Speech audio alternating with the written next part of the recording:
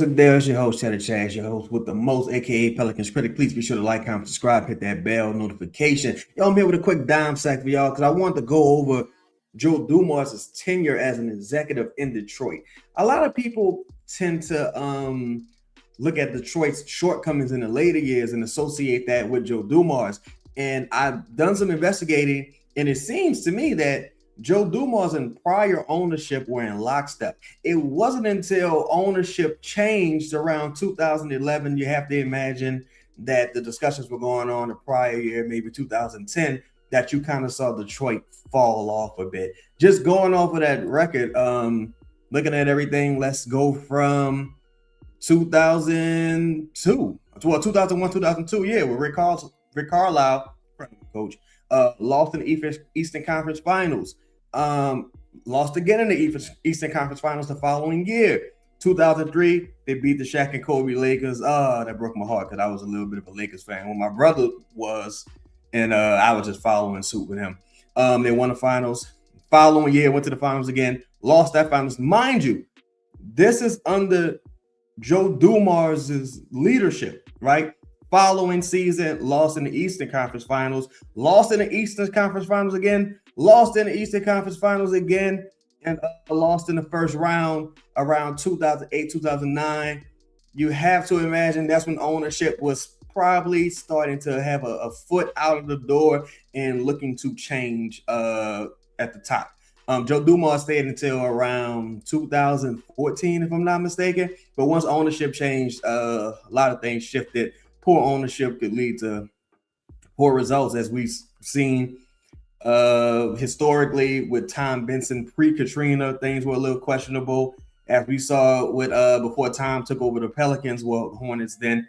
And as we've kind of seen a little bit with Gail Benson, like the ownership has been a little questionable behind the scenes. So, but when you look at these things, up until Joe left, only, let's say, 1, 2, 3, 4, maybe 5 years of the team underperforming. Again, that's under new ownership. And up until recently, they got their act together. And ironically, it's with a team that was majority built by current Pelicans, I guess you would call him senior vice president, if I'm not mistaken, Troy Weaver. I don't believe he's necessarily the GM, but he is the senior vice president, unless I'm mistaken. So if you focus on these years when Joe Dumars and ownership were in lockstep, man, this is a hell of a record.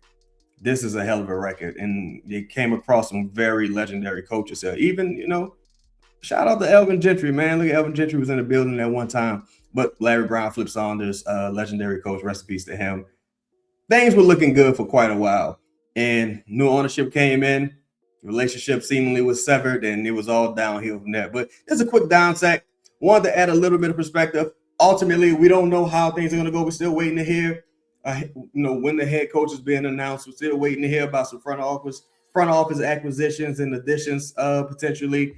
Maybe a new assistant GM, because I believe the assistant GM that's currently in the building is a carryover from David Griffin's prior tenure.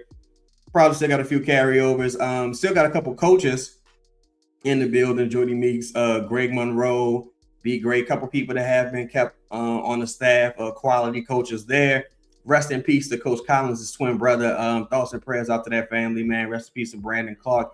And thoughts and prayers to his family, because I feel like we were just talking about Brandon Clark not too long ago. But I wanted to come through, give y'all a quick app, man, and do your own research. Do your own research. Look at some of these things, some of these acquisitions that were made during Joe Dumars' tenure in Detroit. Very aggressive, going out getting Chauncey Billups, Rasheed Wallace, Rip Hamilton. I think they drafted Tayshaun Prince, if I'm not mistaken. Found a Jim and Ben Wallace.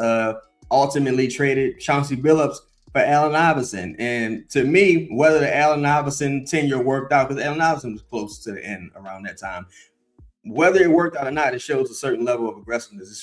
It shows a certain level of like, all right, look, we've gotten to the promised land. We're getting close, but we need something that could put us over the hump. And they thought maybe potentially Allen Iverson could be that guy. And we all know, because Allen Iverson was balling in Denver as well. Then Chauncey went to Denver. He started balling with Melo. It's funny how everything's connected. But shout out to everybody. Please be sure to like, comment, subscribe, hit the hype button. Appreciate all your support. And we're going to be back soon with another show, man. I'm out. Peace.